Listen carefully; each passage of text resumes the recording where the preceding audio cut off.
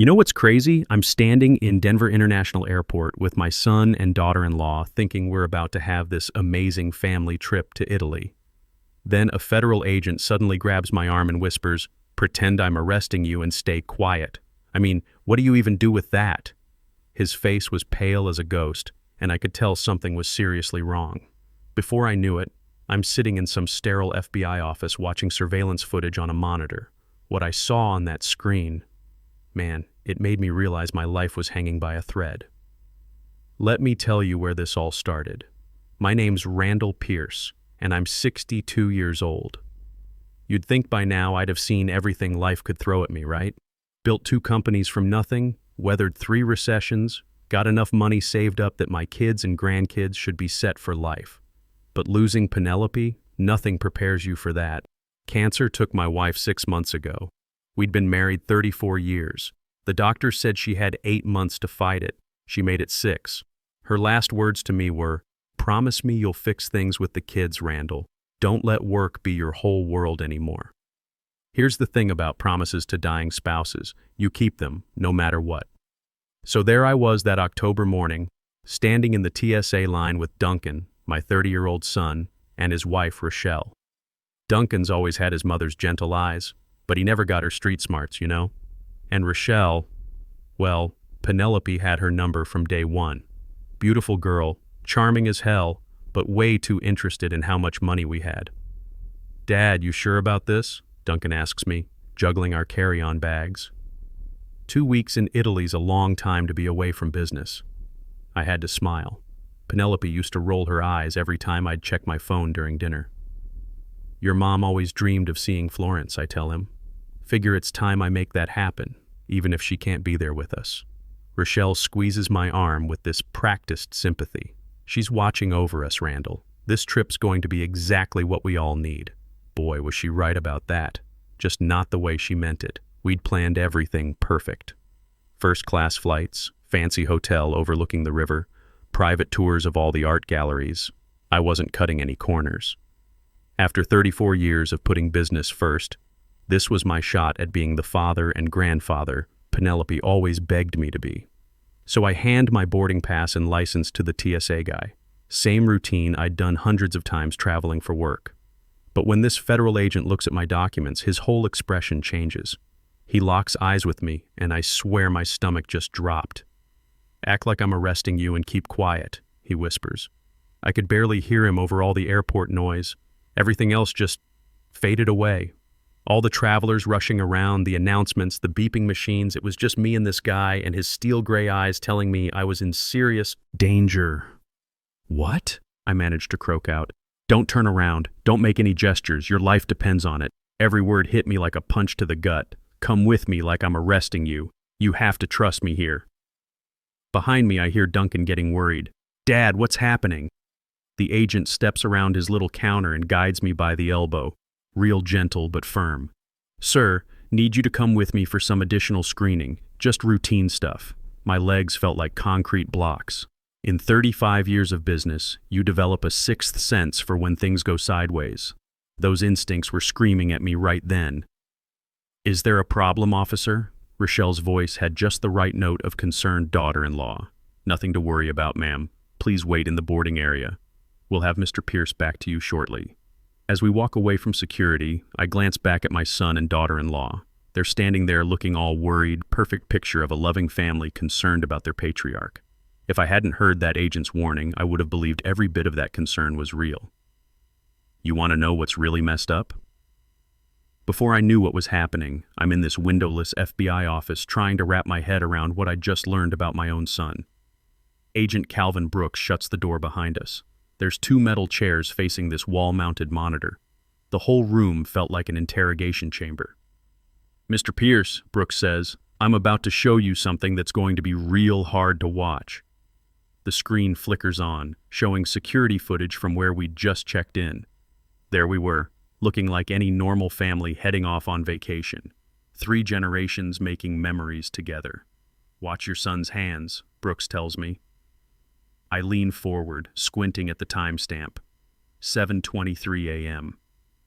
That's when I see it. Duncan reaches into Rochelle's purse and pulls out this little vial. My stomach just turned inside out as I watched my own son unscrew the cap of my water bottle. Whatever was in that vial disappeared into my drink in maybe 2 seconds.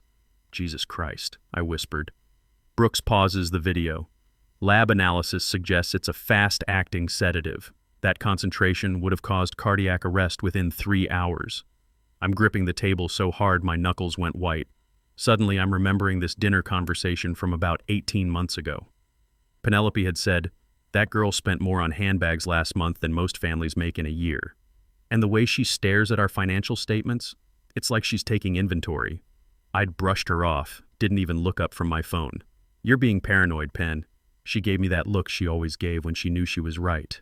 "Randall, I know the difference between curiosity and calculation. That woman's planning something, and our son's too blind to see it. Should have listened to my wife. I always should have listened to Penelope." Brooks keeps rolling the video. After Duncan caps the bottle, he turns to Rochelle. The audio's pretty faint, but you can read their lips clear as day. "It's done," Duncan whispers. His face looked like he was about to throw up. Rochelle squeezes his arm. "Remember, we're doing this for us. Those people won't wait much longer. What if something goes wrong? Nothing will go wrong. By tonight, we'll be free, and your father will finally be at peace with your mother." Brooks stops the recording right there. We're still investigating their full motives, but this obviously wasn't some spur-of-the-moment thing. You know what hit me hardest? My son hadn't just tried to kill me because he panicked. This whole thing was planned out, calculated. They'd sat down and discussed murdering me like they were planning a dinner menu. "Mr. Pierce, we can arrest them right now," Brooks continues. "We've got enough for attempted murder charges, but here's the problem. Their lawyers will argue the evidence is circumstantial. Someone else could have tampered with your bottle. Rich kids with expensive attorneys have walked away from worse." I'm staring at that frozen screen, looking at my son's guilty face. "So what's the alternative? You continue with your trip. We'll have agents monitoring every single move. Let them try again, and we'll have evidence so solid no jury could ignore it." Think about that for a minute. Outside this room, normal people were catching flights to visit family, living lives where their own children weren't plotting to kill them for inheritance money. They mentioned those people, I say. Who are they so afraid of? Brooks' expression gets real dark. Still working that angle, but it suggests they're under pressure from folks who don't negotiate. I'm thinking about Penelope's last words, about that promise to fix things with our kids. This sure wasn't what she'd meant, but it's the hand I got dealt. "Agent Brooks," I finally say, "set up your surveillance. I'm going to Italy." He nods, looking grim. "We'll wire you with tracking devices and an emergency beacon. Agent Simone Blake will be on your flight, and we've got local support in Florence. And if they succeed before you can stop them?" Brooks looks me dead in the eye. "They won't. But what you're about to do? That takes serious guts. My wife always said I was too stubborn for my own good." An hour later, I'm walking back toward the boarding gate with surveillance equipment hidden under my shirt and this crazy plan that would either get me justice or get me killed. The boarding announcements echoing through Terminal A as people line up for Delta Flight 142 to Florence. I'm clutching my boarding pass, and that tracking device feels like it weighs a ton. "Dad, you look pale," Duncan says when he sees me coming with our bags. "You feeling okay?" Here's what's twisted. An hour earlier, that concern in his voice would have meant everything to me. Now it just sounded like a predator checking if his prey was getting weak enough to finish off. "Just tired," I tell him, forcing a smile. Rochelle hooks her arm through mine. "Don't worry, Randall. Once we're airborne, you can relax. Maybe have a nice drink." We settle into first class. Me by the window, Duncan in the middle, Rochelle on the aisle. Perfect setup for what they had planned. "Can I get you anything to drink?" the flight attendant asks. "Water for my father." Duncan jumps in real quick. I'm watching him like a hawk now. Was he disappointed I hadn't drunk from that poison bottle yet? "Actually, I'll have coffee." Black. You should have seen the flash of frustration cross Duncan's face. "Dad, caffeine's not good for you at your age. You really should stick to water." "I'm fine, son." As we're taxiing down the runway, I'm studying my son's profile. When exactly did he learn to lie so smoothly? When did my boy turn into someone who could plot my murder and still look me in the eye? "So Dad," Duncan says once we're airborne, "with Mom gone, you're carrying this huge burden running both companies by yourself." And there it was. Plan B, right on schedule. I've managed fine for 35 years. But you don't have to manage alone anymore, Rochelle chimes in. Duncan's got his MBA from Colorado State. He understands the business. Duncan leans forward, getting animated. What if we started transitioning some responsibilities? You could sign over operational control of the construction division. I pretend to think about it. That's a pretty big step. You'd still own everything, but having my name on the operational documents would streamline things. And if something happened to you, God forbid, there wouldn't be any legal complications. The way he says if something happened to you so casually made my skin crawl. We could also look at the real estate holdings, Rochelle adds. Transfer some properties into Duncan's name for tax purposes. Now I get it. They wanted seamless asset transition for when I died, which they figured would be within hours. Let me think about it, I say, closing my eyes like I'm going to nap. 3 hours into the flight, Duncan tries again. Dad, about that water, I'm good with coffee, but you haven't had any water since Denver. You could get seriously dehydrated up here. It was almost funny, you know? My own son desperately trying to convince me to drink his poison. I'll drink when I'm thirsty. I catch Rochelle checking her phone, typing fast, probably updating those mysterious people who wouldn't wait much longer. Halfway through the flight, I spot Agent Simone Blake 3 rows behind us. She gives me this tiny nod that nobody else would notice. When I come back from the restroom, Duncan's holding a fresh water bottle. Flight attendant brought this for you. I look at that bottle. The seal looks perfect, but I know better now. Thanks, but I'm still working on my coffee. The disappointment in his eyes was unmistakable. As the hours drag on, Rochelle gets more and more agitated, checking her watch every few minutes. Whatever timeline they were working with, I wasn't cooperating. Randall, she says during meal service, you've barely touched your food. You feeling all right? Just not hungry. You really should eat something. Keep your strength up. The fake concern was honestly insulting at this point. 7 hours into this nightmare, Duncan makes one last desperate attempt. Dad, when we get back to Denver, maybe we could sit down with some lawyers about that business transition we talked about. Maybe, I say, keeping it non-committal. I see him and Rochelle exchange this look. They're running out of time and options, and they both know it. 9 hours later, we finally touch down in Florence. I felt this weird mix of relief and dread washing over me. I'd survived the flight, but honestly, the real test was just getting started. Florence spreads out in front of us like something from a Renaissance painting come to life. Those terracotta rooftops gleaming in the afternoon sun, the Arno River winding through the city like a silver ribbon. Under normal circumstances, I would have been blown away by the beauty. Instead, I'm calculating my odds of surviving the next few days. Our taxi winds through these narrow streets past the Duomo. Duncan and Rochelle are pressed against the windows like excited tourists. Look at that, Dad, Duncan's practically yelling, pointing at the Ponte Vecchio. Mom would have absolutely loved this. Every time he mentioned Penelope, it felt like someone was twisting a knife in my chest. He was using her memory to manipulate me. She would have. I agree quietly. The Hotel Davanzati sits right in the heart of the historic district. As we pull up, this distinguished-looking man in a tailored suit approaches our taxi. Mr. Pierce, welcome to Florence. I'm Spencer Bennett, the hotel manager. He shakes my hand and his grip lingers just long enough to slip something small into my palm. If there's anything, and I mean anything you need, he says with this emphasis that told me everything, contact me directly. Spencer was my FBI lifeline in Italy. Our suite overlooks the Arno, and Duncan immediately starts spreading brochures across the table, planning our itinerary. We should hit the Uffizi tomorrow, he says, getting all animated. Then the Accademia, to see Michelangelo's David. We spend the afternoon just wandering Florence's historic center, the Piazza della Signoria's buzzing with tourists from all over the world. Rochelle buys herself this silk scarf. Duncan's taking photos left and right, playing the devoted son, documenting our family vacation. The whole performance was absolutely flawless. You know what would be amazing? Duncan says as we're sitting at this cafe overlooking the Duomo. A day trip to the Tuscan countryside. There are these incredible hilltop villages, completely off the beaten path. Right there, my coffee suddenly tasted bitter. Here we go. Attempt number 2. That sounds absolutely lovely, Rochelle jumps in, but maybe too much driving for Randall. Those mountain roads can get pretty winding. The fake concern was masterful. Academy Award worthy. I can handle a little driving, I tell them. Where exactly did you have in mind? Duncan pulls out his phone, showing me these photos of rolling hills dotted with cypress trees. There's this amazing lookout point about an hour outside the city. Incredible views, perfect for photos. Very secluded. Secluded. Of course it was secluded. We could rent a car, he continues. Just the three of us, like a real family adventure. I think that sounds like a wonderful idea, I say, and I mean every single word.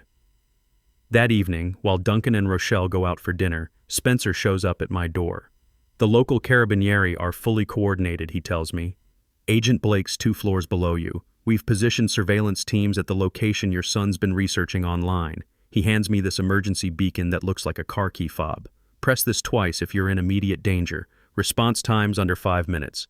And if they manage to succeed before you can stop them? Spencer's expression goes grim. They won't. But there's something else you need to know. We've identified their financial pressure. Loan sharks connected to organized crime out of Miami. Your son owes $420,000. So Duncan wasn't just greedy. He was desperate, backed into a corner by some seriously dangerous people. How long do they have? Based on communications we've intercepted, maybe 2 weeks. 3 at the outside. No wonder they were pushing so hard to get this done. After Spencer leaves, I'm standing on my balcony looking out over the Arno. Florence is glittering below me, this ancient city that's witnessed centuries of human drama. Tomorrow it was going to witness one more family tragedy. I keep thinking about Penelope's final words, about fixing things with our children. She'd meant healing, forgiveness, bringing the family closer together. Instead, I'm about to watch our son reveal himself as a cold-blooded killer. But you know what? Maybe knowing the truth, however much it hurt, was better than living a lie for the rest of my life. The next morning we set off for those Tuscan hills. The most beautiful landscape in all of Italy was about to witness the ugliest betrayal of my entire life. The Tuscan countryside unfolds in front of us like someone's idea of paradise. Rolling hills covered in olive groves stretching all the way to the horizon, dotted with these ancient stone farmhouses and lines of cypress trees. The morning sun's casting everything in this golden light that makes you understand why artists have been coming here for centuries. Duncan's driving our rental Mercedes with this steady confidence. Rochelle's in the passenger seat pointing out picturesque villages perched on distant hilltops like something from a fairy tale. "This is absolutely incredible, Dad," Duncan says, glancing at me in the rearview mirror. "Mom always dreamed of seeing Tuscany just like this." Every single mention of Penelope feels calculated now, like he's using her memory as a weapon against me. "She would have loved every minute of it," I reply, my hands touching that emergency beacon in my pocket. We drive for about an hour through these winding roads, passing vineyards where workers are harvesting grapes in the morning sun. The beauty's absolutely breathtaking, but I felt like I was being driven to my own execution. "There it is," Duncan announces, pulling into this gravel parking area. The lookout point stretches out in front of us with this panoramic vista of Tuscan hills that goes on forever. There's a stone wall marking the edge, and beyond that, the ground just drops away into this steep ravine that makes your stomach lurch just looking at it. "Perfect spot for photos," Rochelle says, already pulling out her phone. I look down into that ravine. The drop's gotta be 200 feet, easy, onto these jagged rocks below. A fall like that? You wouldn't survive the landing. "Dad, come stand over here," Duncan calls out, positioning himself right near that stone wall. The light's absolutely perfect for photos. Every instinct I've got is screaming danger, but I walk over anyway. If this is really happening, I need it to happen where the FBI can see everything. A little closer to the edge, Rochelle directs, holding up her phone. "The background's going to be absolutely amazing." I step closer. My heels are now maybe inches from that drop. The wind's carrying the scent of wild herbs, and I can hear church bells ringing somewhere in the distance. Under different circumstances, this would have been one of the most beautiful moments of my life. Perfect. Now put your arm around Duncan. My son steps right beside me, his hand resting on my shoulder. To anybody watching from a distance, it looks like this touching father-son moment. 2 generations making memories in paradise. "Smile, Randall," Rochelle calls out. But I'm watching Duncan's face, seeing this internal struggle playing out in real time, his hands trembling slightly against my shoulder. "This is for the best, Dad," he whispers, so quietly only I can hear. "You've been so sad since Mom died. Maybe it's time for you to be with her. His hand presses firmer against my back. I can feel him getting ready. Duncan, I say real quietly, your mother would be absolutely heartbroken if she could see what you've become. Something flickers in his eyes then. Guilt. Pain. Maybe just for a second, I saw the boy I used to know. I'm sorry, he whispers. His hand tenses up, preparing to push. You know what's weird? In that moment, I felt strangely calm. If this was how it all ended, at least I'd know the truth about my son. But instead of that push, I hear car doors slamming behind us. Polizia! Nobody move. 3 Italian police officers appear from behind our rental car with their weapons drawn. Right behind them, Agent Simone Blake emerges from a second vehicle, her FBI badge clearly visible. Duncan's hand jerks away from my back like he'd been burned. His face goes completely white. Mr. Pierce, please step away from the wall, one of the officers calls out in heavily accented English. I walk slowly toward the police, my legs feeling unsteady as hell. Behind me, Rochelle's voice goes high and panicked. What's going on? We're just tourists. But Duncan doesn't say anything. He just stands there frozen, staring at those officers with the expression of a man whose entire world just collapsed around him. Agent Blake walks over to me.